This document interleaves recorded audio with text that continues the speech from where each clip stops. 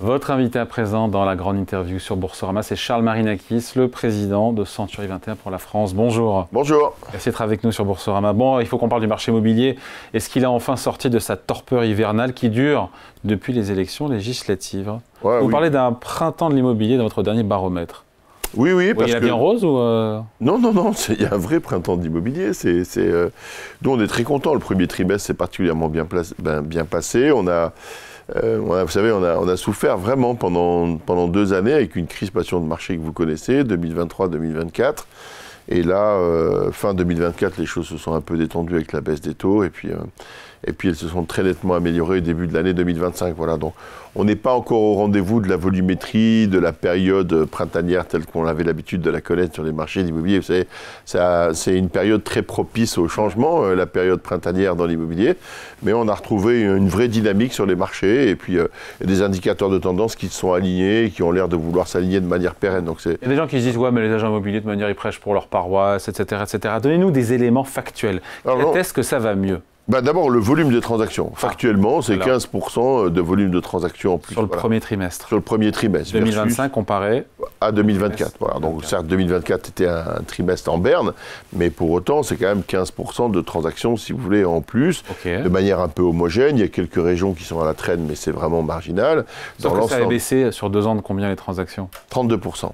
Ouais, donc Voilà, donc on a fait un petit bout du chemin. Je ne suis pas certain qu'on retrouvera les niveaux des volumes de transactions. L'année dernière, on a fait 778 000 ventes, c'est le marché français qui veut ça. Ouais. En 2021, je vous rappelle, la pointe, c'était quasiment 1 million. Ouais, presque 1,2 million, exactement, on a bonne mémoire.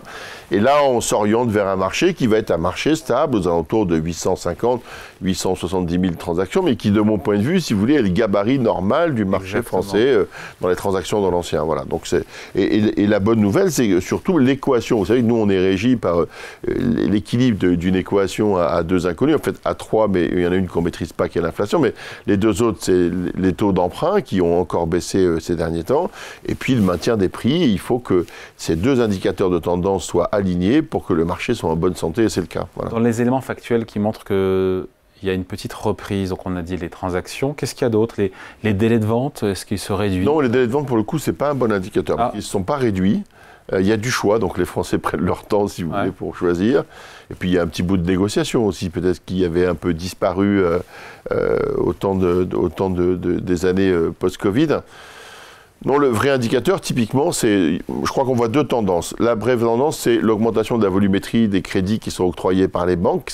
C'est la matérialisation concrète, si vous voulez. Qui va de pair avec les hausses de transactions. Avec les hausses de transactions, et qui aussi démontre l'appétence des banques, si vous voulez, pour les prêts. Vous avez vu quelques grands établissements bancaires de nouveau communiquer sur des offres promotionnelles qui feraient en particulier aux primo-accédants. Mais donc, ça veut dire que l'appétence des banques, si vous voulez, pour le financement immobilier est redevenue une réalité. C'est un indicateur fort parce que, évidemment, c'est un élément fort de la réalisation des transactions, hein, le financement, d'une part. Et puis, le trafic qu'on observe sur nos sites Internet, si vous voulez, la recrudescence du nombre de demandes, qui est un bon indicateur de tendance.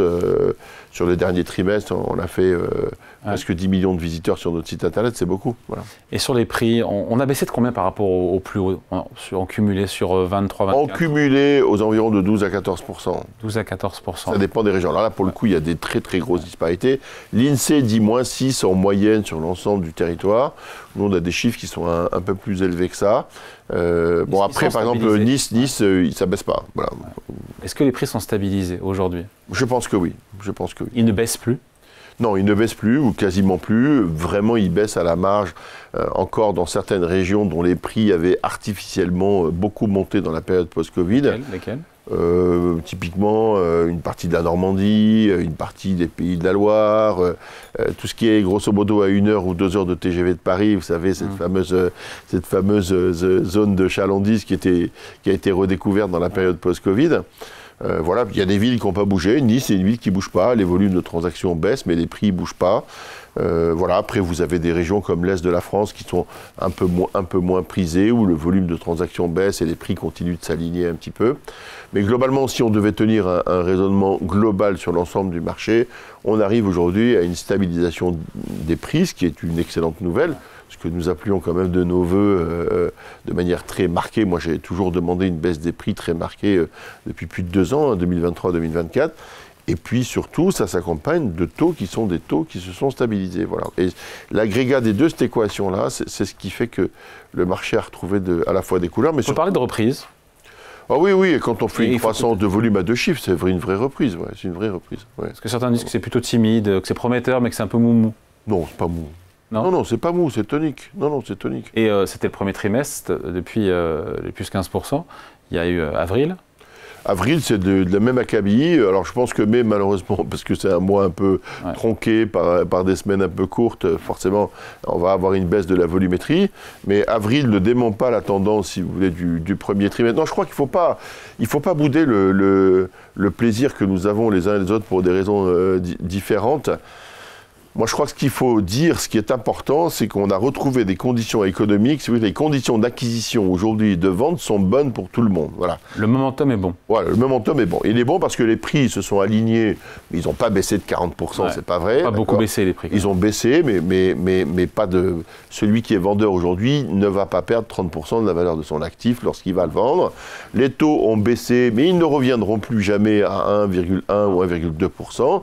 Voilà, donc on est arrivé à des situations, une ligne de flottaison qui me paraît être quelque chose d'équitable, d'équilibré en tout cas. La négo, Charles Marignakis, elle se passe comment entre acheteurs et vendeurs? Qui a la main aujourd'hui? Alors ça dépend du bien.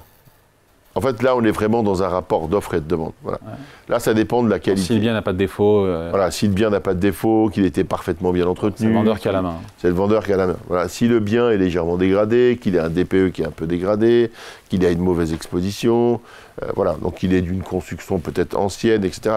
Là, pour le coup, ça c'est vraiment un problème d'offre et de demande. Voilà. On sait qu'il y a des critères qui dégradent le prix. Typiquement, les DPE sont aujourd'hui un élément important, si vous voulez, de la dégradation du prix. Mais il n'y a pas que ça. On va aussi de plus en plus travailler sur la pathologie des bâtiments. C'est un vrai sujet, je trouve, qui n'est pas suffisamment bien traité, sur lequel on essaie d'avoir quelques facteurs d'anticipation. Parce que quand vous achetez une maison, vous le savez, l'éternelle question que vous vous posez, c'est la fissure qu'il y a dans le mur. Est-ce que c'est une fissure qui est là depuis 20 ans et qui va rester en l'état dans 20 ans? Ou est-ce que votre maison va se fendre en deux dans les 20 ans qui viennent? Tout le monde se pose cette question. Et moi, je trouverais ça légitime qu'on amène une réponse technique aux gens qui se posent cette question. Voilà. Sur la négociation, c'est quoi le taux de négo par rapport au prix affiché? C'est toujours 5%? Oui, c'est ça. C'est entre 4 et 5%. Voilà. Bon. Dans l'immobilier résidentiel, c'est jamais 15%. Hein. Voilà. Les taux, c'est déjà 4-5% de négociation. Bon, si on fait des prévisions sur 2025, on atterrit où en termes de transactions et surtout de prix? Parce que transactions, ça n'intéresse pas les Français. Les Français, c'est le prix. Hein. Les transactions, vous, ça vous intéresse, on sait pourquoi. C'est normal d'ailleurs, c'est votre business. Mais... Oui, mais c'est important aussi parce que ça donne, ça équilibre le marché, si vous voulez. Voilà. Les transactions, ce sera 850-870 000 ventes cette année. Donc en hausse de... Ouais, un bon 10% par rapport à 10-12% par rapport à l'année dernière. 780 000 ventes, 778 000 ventes l'année dernière. Et on va arriver à un gabarit de marché qui est le marché français. Voilà, c'est aussi simple que ça. Retour à la normale. Retour à la normale. Quant au prix, moi je ne les vois ni baisser. Je crois qu'ils ont... Moi, ce que j'ai apprécié dans cette période, c'est curieux pour un agent immobilier de dire que j'ai apprécié cette période 2023-2024, et pourtant, je y ai vu bien sûr des désagréments, notamment pour notre métier et nos confrères. Mais en même temps, je trouve que ça a assaini le marché de deux manières. Ça l'a assaini notamment au niveau des prix, parce qu'il y avait vraiment une surchauffe post-Covid, si vous voulez, au niveau du prix. Et à un moment donné, quand c'est trop cher, c'est trop cher. Enfin, 6%, 8%, 10%, ça reste quand même après un marché qui a doublé. Oui, mais vous avez certaines régions où c'était 20%, 25%. Quelles sont les régions qui ont le plus trinqué dans les baisses de prix? Toutes celles qui avaient pris cette... Non, mais c'est vrai, en fait, factuellement, si vous voulez, toute la partie côtière, l'ouest de la France, typiquement, c'est quelque chose qui s'est beaucoup enflammé dans la période post-Covid. Je vous dis, tout ce qui est à 2 heures de TGV de Paris, vous prenez Chartres, Orléans, etc., des villes qui sont à proximité, ont beaucoup augmenté au niveau des prix. Et là, aujourd'hui, la demande, si vous voulez, c'est tari, donc forcément, l'offre, elle est disponible sur le marché et les prix sont revenus à la raison. Je pense que, par exemple, une région comme la Bretagne est une région qui est restée équilibrée, qui avait augmenté, mais qui s'est aujourd'hui régulée et dont les prix sont des prix qui sont maintenant à peu près équilibrés. C'est moins vrai dans le sud-ouest, si vous voulez. Hein. Aujourd'hui, certains appartements à Biarritz valent plus cher que des appartements parisiens. Voilà, donc il faut avoir ça aussi en tête. Mais là, on retombe sur une logique de notre marché qui existe depuis la nuit des temps. C'est la logique de l'offre et de la demande, et puis de cette notion d'autorégulation qui est qui est une réalité de notre marché et dont il vient d'ailleurs de faire la preuve de cette... Nous, on n'a pas d'aide, on n'a pas d'accompagnement, ça ne vous a pas échappé quand même. Hein. Il n'y a pas d'aménagement fiscal, il n'y a pas de réduction, il y a une régulation de la fiscalité sur les locations meublées professionnelles et non professionnelles qui était normale au demeurant parce qu'il y avait une anomalie. Oui. Voilà. Elle est corrigée. Mais donc on n'a pas d'accompagnement fiscaux, d'ailleurs on n'en demande pas, et ce marché, finalement, il se dépatouille tout seul avec la bonne contribution des agents immobiliers, mais il se débrouille plutôt pas mal. En glissement annuel, là, en termes de prix aujourd'hui, on est où? -6. Hein.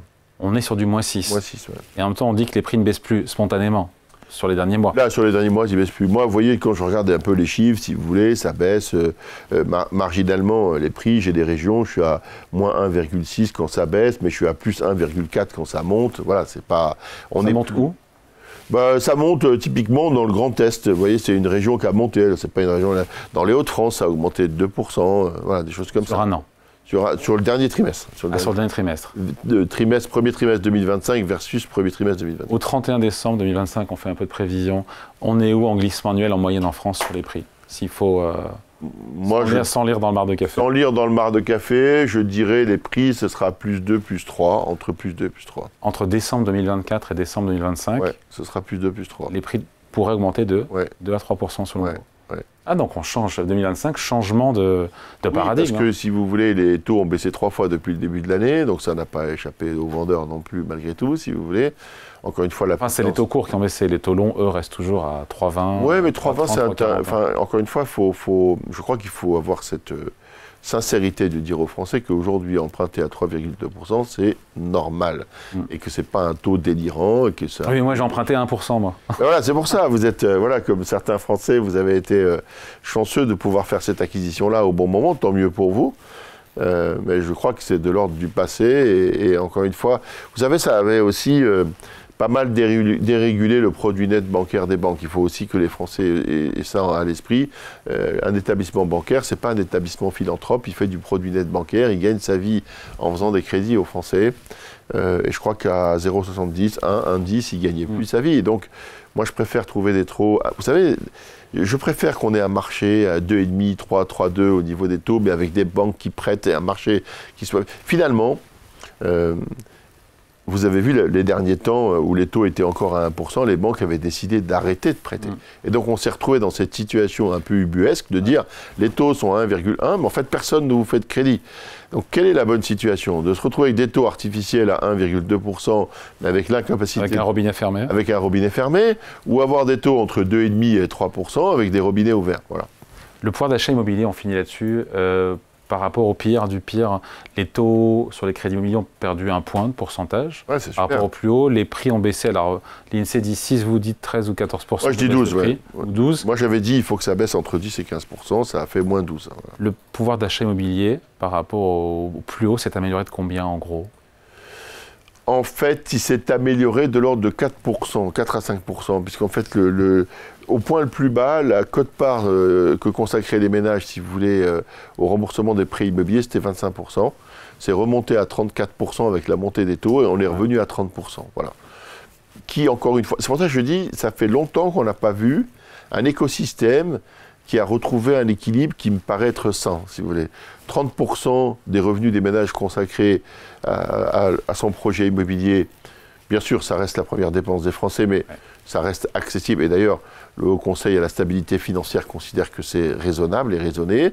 Des taux qui ont baissé, des taux qui ont baissé de 1 point, vous l'avez rappelé, qui vont se situer aux alentours de 3%, qui est un taux de marché que je vais qualifier de normal et équilibré, avec une inflation dont je rappelle qu'elle est à 1,70, parce que quand vous aviez emprunté... Moins que ça en France. Voilà, moins que ça en France, mais 1%. 1%, mais quand vous avez emprunté à 1%, l'inflation était à 0,70. C'est vrai, ça. Voilà. Donc il faut aussi réajuster ça. Donc quand vous empruntez à 3 avec une inflation à 1 ou 1,5, vous savez, l'écart à la fin, il est à peu près le même. Et puis des prix qui se sont stabilisés, qui vont d'une région à l'autre, d'un produit à l'autre, variés. Mais il faut qu'il reste dans une fourchette raisonnable. Et la leçon, je crois que tout le monde a retenu aussi de cette période difficile, c'est qu'à un moment donné, quand vous êtes vraiment vendeur, il faut vous mettre au prix, et quand c'est trop cher, c'est trop cher. Voilà. Et ça, je crois qu'on a réussi aussi à faire comprendre aux Français que leur intérêt, c'était de ramener leurs biens à un prix. Après, certains vendeurs peuvent attendre aussi, c'est toujours pareil, hein, quand on peut attendre. Quand vous pouvez attendre, moi je dis, si vous n'êtes pas... Il y a les vendeurs opportuns, d'accord, et les vendeurs incertains et les vendeurs contraints. Les contraints, c'est 50% de part de marché. 50% des vendeurs aujourd'hui sont contraints. Ils doivent vendre. Soit pour des raisons, ce que j'appelle moi des contraintes choisies ou des contraintes subies. Les contraintes subies, c'est un accident de la vie, une séparation, voilà. Et puis des contraintes choisies, c'est au contraire une bonne nouvelle, l'agrandissement de la famille, une mutation professionnelle, une décision de choix de vie, etc. Mais en tout cas, vous avez un délai court dans lequel vous devez vendre. C'est pour ça que la période printanière est une période favorable à ça, parce que tout le monde veut reloger ses enfants dans la nouvelle école au mois de septembre. C'est ça, en fait, l'origine de la croissance printanière des transactions. Et puis, vous avez 50% des gens, vous en avez 20 à 25% qui sont ce que j'appelle des vendeurs opportuns, qui mettent leurs biens à la vente sur un des portails où ça coûte rien de le mettre et on peut le mettre à n'importe quel prix. Et on verra. Et puis on verra s'il y a attention. Je ne vais pas le dire comme ça, mais vous voyez très bien ce que je vais dire. Alors moi, j'ai une autre manière de le dire. Un gogo. Un gogo. Alors moi, en fait, si vous voulez, quand vous faites de l'immobilier, vous voulez vendre un bien, vous n'avez que 3 manières de le vendre. Voilà. Par annonce, par agence ou par hasard. Voilà. Vous avez 3 manières. Donc, nous, évidemment, on sait que la manière la plus efficace, c'est de passer par une agence, sans blague. Mais vous avez la possibilité de le mettre dans une annonce sur une plateforme. Là, vous pouvez le mettre à n'importe quel prix. Après, vous gérez les visites, les baladeurs du dimanche, les inconvénients, etc. Vous pouvez vous en dépatouiller. Et puis, il y a toujours le hasard qui fait parfois très bien les choses, qui est que dans un dîner, eh bien, finalement, la transaction se fait naturellement. Et tant mieux que ça existe encore comme ça. Voilà, bon, 2025, on finit là-dessus. Donc, ça sera bien. Année quoi pour l'immobilier ? Bonne année de l'immobilier, année d'un marché sain, équilibré, stabilisé, et qui va offrir aux Français, je crois, l'opportunité qui est quand même à 85%. Les Français veulent être propriétaires de leur résidence principale. Allez, merci pour cet entretien. Donc, Charles Marinakis, le président de Century 21, invité à la grande interview sur Boursorama. Merci. Merci.